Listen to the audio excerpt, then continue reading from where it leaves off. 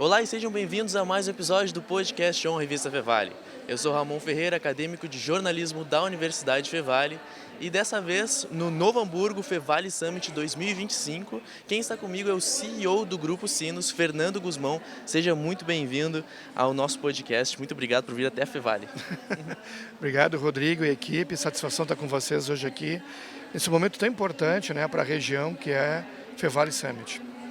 Então, para iniciar, pode contar um pouco, compartilhar a sua história, como você se tornou o CEO, do Grupo Sinos, e falar um pouco também sobre a sua participação aqui no Fevale Summit. Ok.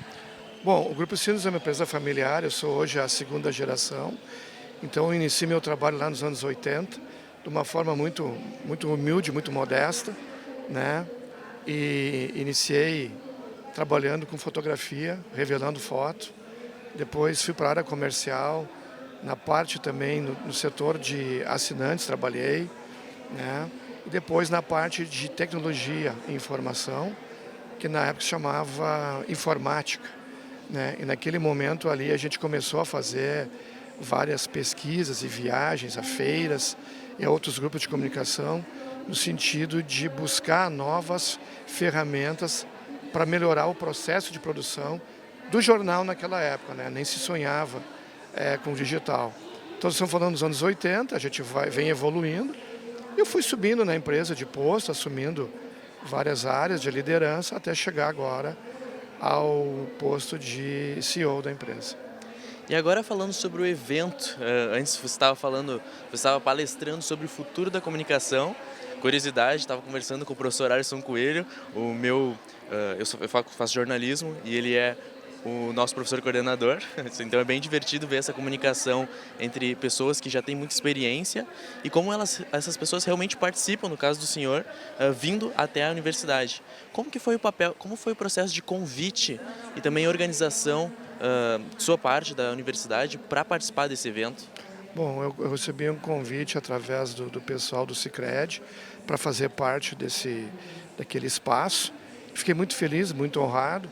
Frequento aqui a Universidade Fevale em outros eventos, somos parceiros comerciais, inclusive, E muito me alegra estar aqui conversando com vocês, contigo principalmente, de jornalismo, que daqui a pouco vai se tornar aí um grande profissional, e conhecer toda a equipe aí que está também atrás das câmeras, trabalhando, que muitas vezes também está ali de forma anônima, E eu vivencio muito o dia a dia da empresa, sabe?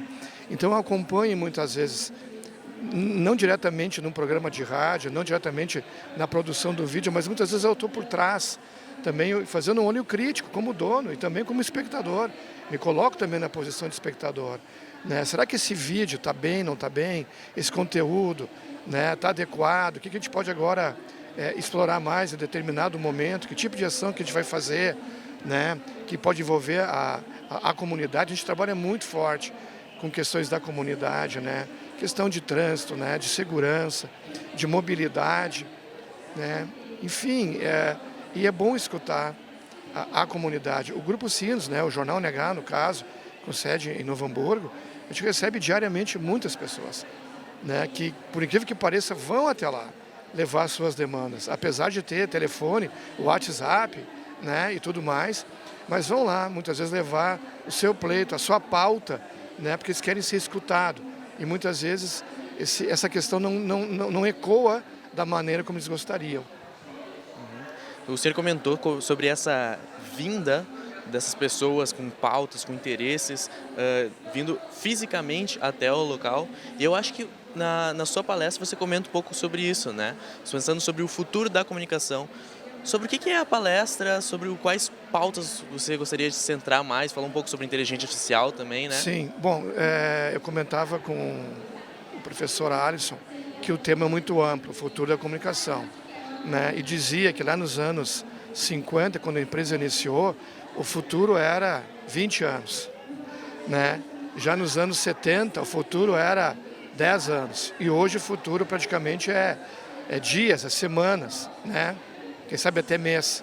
E a coisa vem evoluindo de uma maneira muito rápida, principalmente nessa questão da inteligência artificial. Foi o que eu comentei antes na minha apresentação, que a gente tem um grande desafio hoje, que é tentar entender todo o que é produzido pela IA né, para o bem e para o mal, né? E como combater também as fake news, separar o que é fake das news, né? Lembrei, né, na apresentação, durante as enchentes, né, que assolaram aqui o nosso estado, o trabalho que a nossa equipe teve. Praticamente boa parte da equipe se envolveu, né, em desmistificar essas mentiras que estavam acontecendo. Eu em casa recebi de alguns conhecidos de noite, de fim de semana: Fernando, isso aqui é verdade, isso aqui é mentira, me diz alguma coisa. Primeira coisa que eu perguntava: de qual canal de informação que você tem esse dado? Ah, recebi de um primo, do Matias. Bom, isso para mim não vale. Então busca canais confiáveis, como o nosso, né, como há vários. A partir dali você vai ter informação. Ah, mas eu ouvi dizer isso. Bom, eu também ouvi dizer. Mas até esse fato virar realmente realidade, né?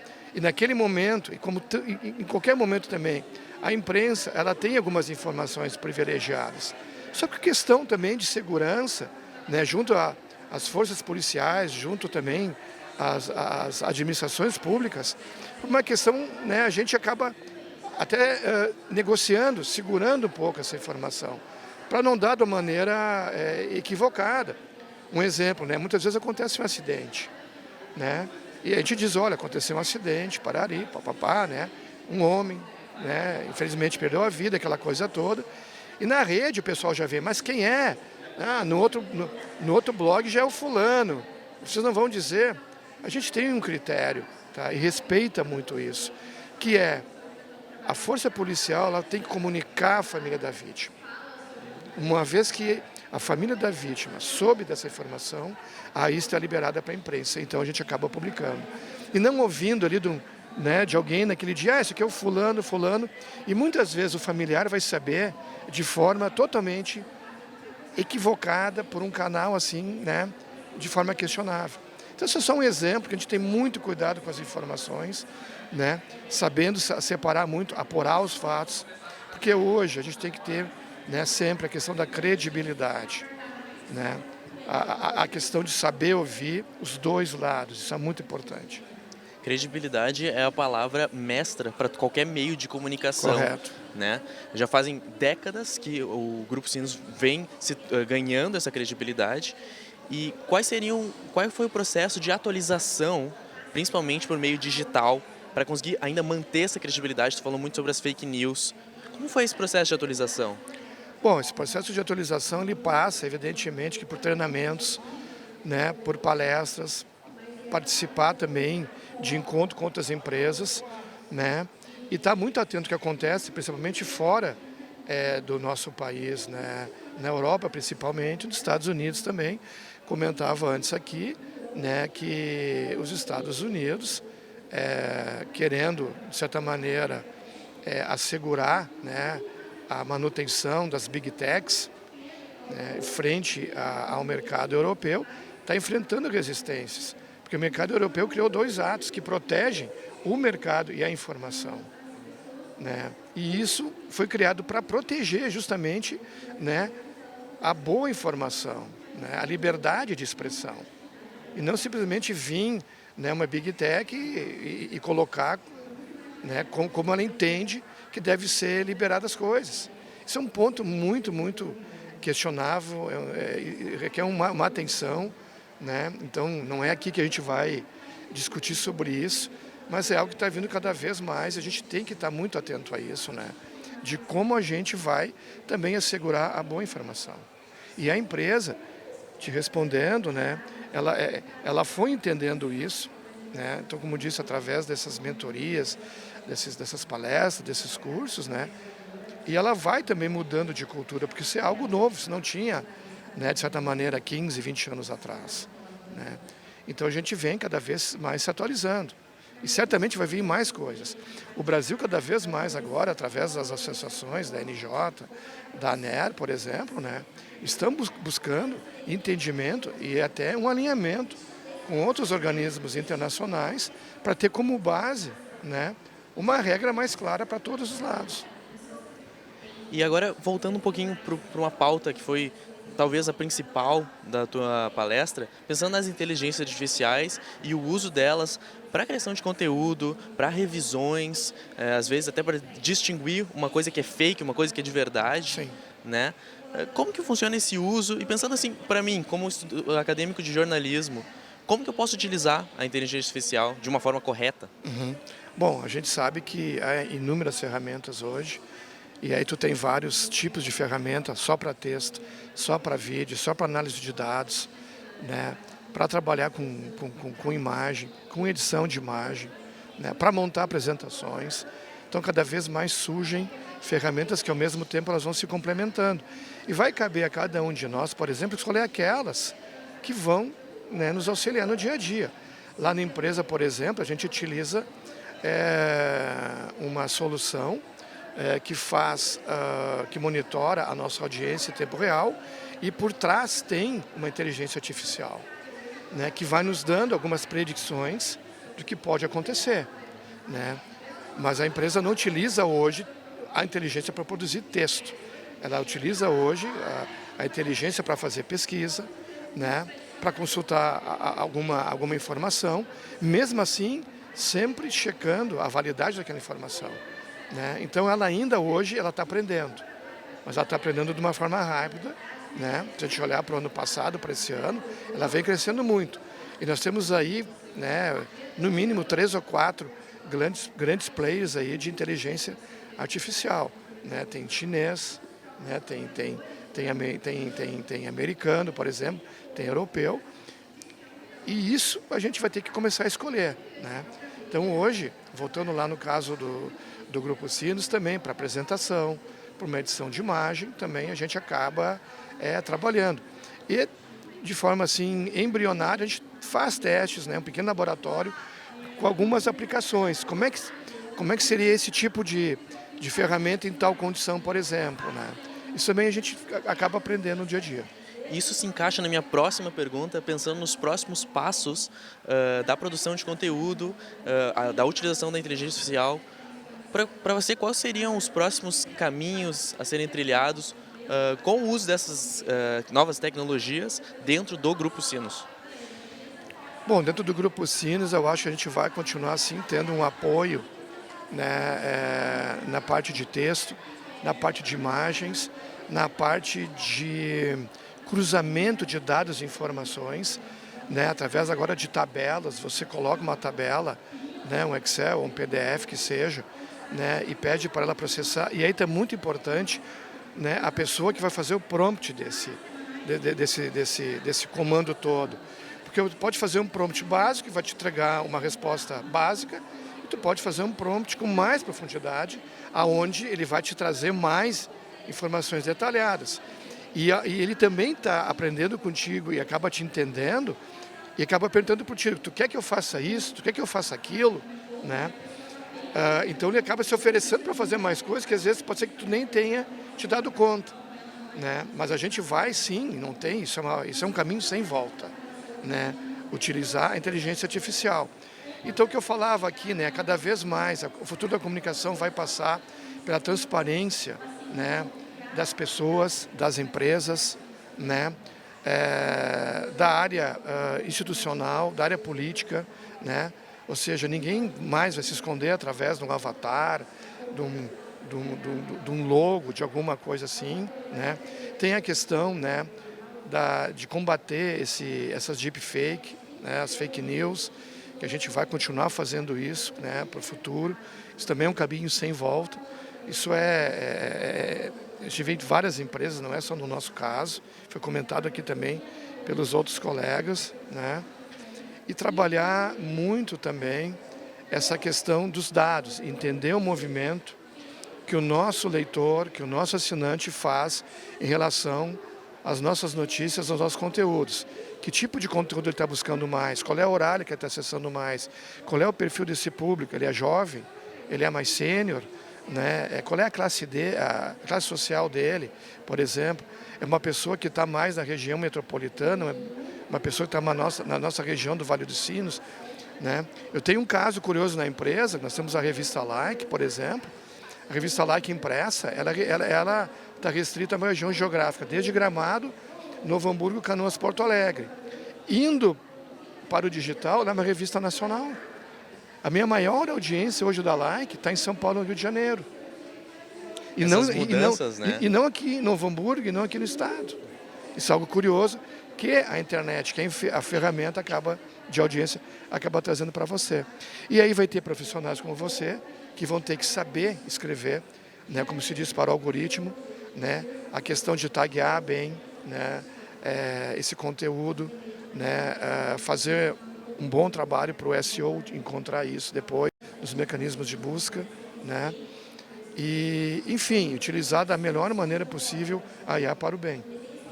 Bom, a gente está num evento sobre inovação, então por que não trazer... eu gostaria de fazer um convite final, que seria para o senhor falar uma frase final diretamente para a câmera sobre a sua participação aqui no Fevale Summit e talvez fazer um convite para alunos, para os alunos de jornalismo, de RP e de todos os outros cursos. Diretamente à câmera, por favor. Bom, então eu faço um convite aqui a todos os estudantes da Universidade Fevale, da jornalismo, da área de RP, da área de publicidade também, que a gente tem aí uma excelente oportunidade com um grande grupo de comunicação local e seria muito legal a gente poder estreitar cada vez mais esse nosso relacionamento. Convido a vocês todos, né, a conhecerem a estrutura da empresa, né, porque é uma empresa local que cresceu de uma maneira muito forte, né. Hoje, eu diria que está entre os principais grupos de comunicação do Estado, né, levando em conta que nós não temos televisão e levando em conta que nós não somos afiliados a grandes grupos de comunicação do centro do país.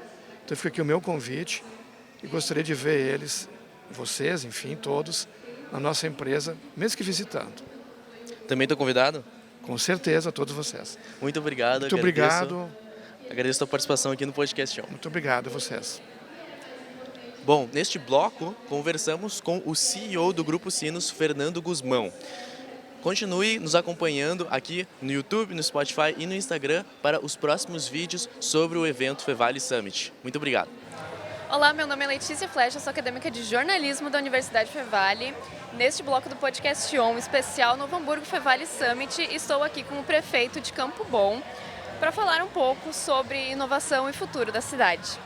Seja muito bem-vindo, prefeito. Eu que agradeço o convite, fiquei lisonjeado pela oportunidade de conversar contigo e certamente poder conversar um pouco por esse evento maravilhoso que é o Fevale Summit. Então, para começar, prefeito, pode relembrar um pouquinho sobre a tua trajetória acadêmica e profissional? Sim, eu comecei a trabalhar muito cedo, né? Eu sou filho de peões de fábrica de sapato, fui pasteleiro, inclusive, 3 anos e meio, sou de um bairro bem popular de Campo Bom, chamado bairro Rio Branco. Acabei fazendo o meu ensino sempre em escolas públicas de Campo Bom, 2º grau em Sapiranga. Acabei fazendo depois Direito, quando eu mesmo podia bancar a faculdade.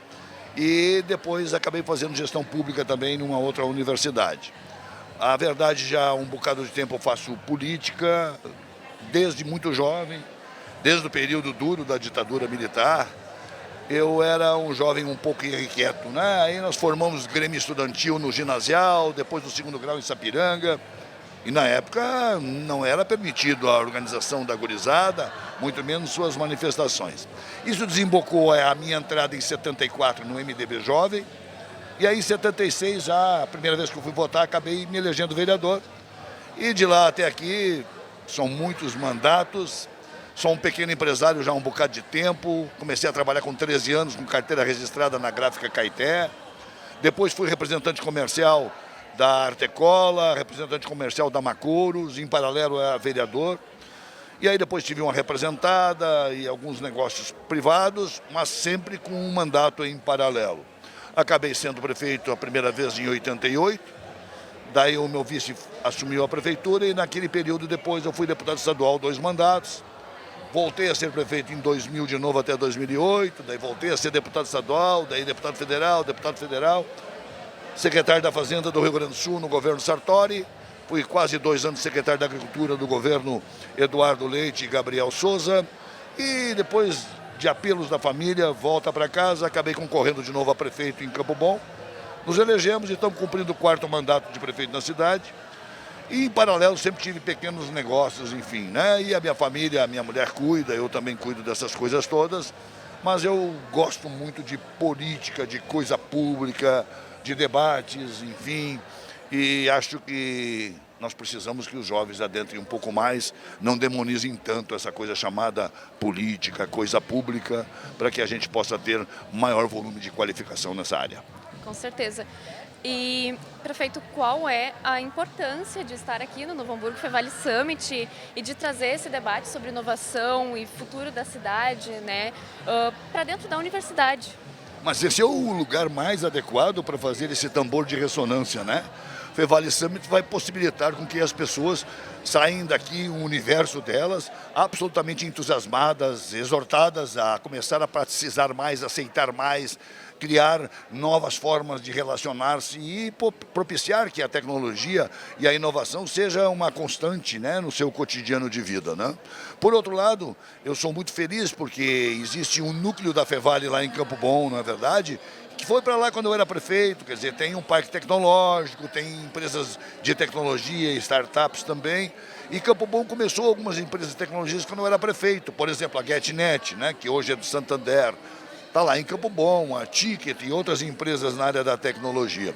Campo Bom, por incrível que pareça, tem maior volume de receitas na área de serviços, muito decorrentes também da área da tecnologia e da inovação, do que tem, embora seja uma cidade industrial, do que tem de receita de ICMS, o que é raro em cidades do nosso porte, com pouco menos de 70 mil habitantes. Por outro lado, também, isso aqui produz efeitos anímicos nas pessoas e na região, e nós precisamos disso para nos robustecermos ainda mais. Agora, em Campo Bom, nós estamos trabalhando bastante dentro da prefeitura, para equipar melhor as pessoas para que elas possam mais facilmente utilizar ferramentas tecnológicas mais modernas do ponto de vista de gestão.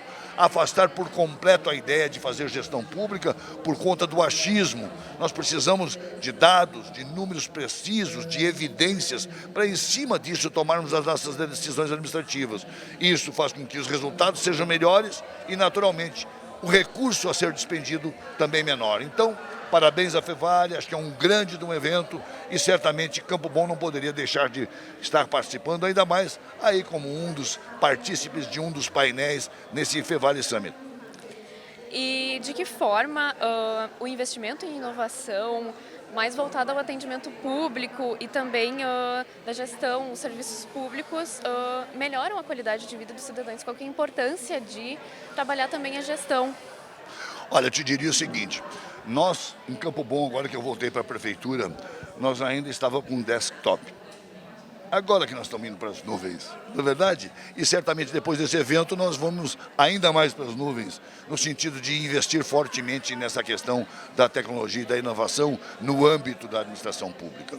Para isso, hoje estão ocorrendo cursos de preparação, de sensibilização das pessoas para essas coisas que dizem respeito à atividade pública voltada para prestar melhores serviços, com competência, com agilidade, com quase instantaneidade e, ao mesmo tempo, com segurança, de gastar menos e prestar a mais fidedigna informação. Campo Bom vai experimentar isso daqui a alguns meses, quando nós vamos ter daí condições, sim, do ponto de vista tecnológico, dos equipamentos, mas também da preparação das pessoas, de ter essa relação com o cidadão, com o contribuinte, com a nossa população, mais eficiente, mais efervescente e eficiente. Ainda não é possível isso. Por outro lado, nós esse ano ainda vamos criar um conselho na área da inovação e da tecnologia e também vamos criar um fundo para ser gerido por representantes do poder público e pela iniciativa privada, para definitivamente exortar que novos empreendedores, novas ideias nessa área possam ser desenvolvidas em Campo Bom e, quem sabe, dali, para encontrar soluções que sejam as mais adequadas, as mais eficientes, para que a gente possa produzir as nossas coisas e atendam às nossas demandas. Então, Campo Bom está no estágio, eu acho que um pouquinho atrasado do que deveria estar, tá bom? Mas nós vamos dar, sob certos aspectos, um galope nisso, investindo o volume razoavelmente de recursos municipais para definitivamente chegarmos no estágio que a gente possa imaginar um pouco mais adequado, para atender melhor a nossa população e para fazer com que o ambiente relacionado à inovação e à tecnologia seja mais propício para a efervescência, a criatividade e o descortínio e coragem de quem quer empreender nessa área. E como o senhor falou, a inovação não depende só de tecnologia, a gente também está falando de gestão e inclusão. Então, como o Campo Bom tem equilibrado isso, esses aspectos? Bom, de gestão é de fazer as coisas tanto quanto possível, com base na informação, nas evidências, nos dados fidedignos, permite tu tomar as melhores decisões. Isso a gente vem fazendo. Já é um hábito, eu já fazia isso quando era prefeito, nas outras vezes eu gosto muito de gestão pública e acredito que o poder público sim tem que ter um compromisso de atender mais no atacado às demandas da população. O varejo, quem sabe, é um percentual bem menor. Isso significa que o cuidado com a questão pública e com a gestão é uma constante na nossa relação lá com a cidade, os colegas servidores. O que eu imagino? Incluir é permitir que nós tenhamos a largada das pessoas, mesmo o filho de um trabalhador, não seja tão díspare, a distância não seja tão grande de um filho de alguém mais bem aquinhoado do ponto de vista social, do ponto de vista econômico. Eu imagino que talvez a chegada de uma corrida da vida, ela é diferente. O resultado de um ou de outro, ela pode ser, sob certos aspectos, ela pode ser atribuída à vontade, ao foco, à determinação, à capacidade intelectual, à entrega, tu estás me entendendo, de cada um de nós. Isso é que vai determinar aonde é que a gente vai chegar na corrida da vida. O que está torto para mim, o que está injusto socialmente, o que eu não aceito tão facilmente, é que a largada da corrida da vida, ela é distante, ela é díspare, ela é injusta. É natural que um filho de um trabalhador, quando ele larga na corrida da vida em escola pública, com menor condição de aprendizado, com métodos pedagógicos não tão bem evoluídos, sem o aparato tecnológico que as boas escolas têm para os filhos daqueles que têm mais condição social, provoca uma disparidade enorme. As crianças criadas nesse outro universo, elas vão estar muito na frente na largada da corrida da vida.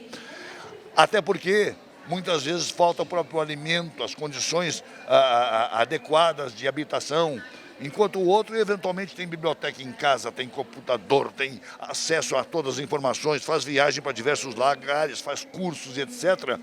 Bom, quando vai largar a corrida da vida, é natural que esse primeiro está lá atrás, o outro está 1 quilômetro, 2 quilômetros na frente. Como alcançar? Como chegar? Quase impossível. São raros os casos que isso acontece.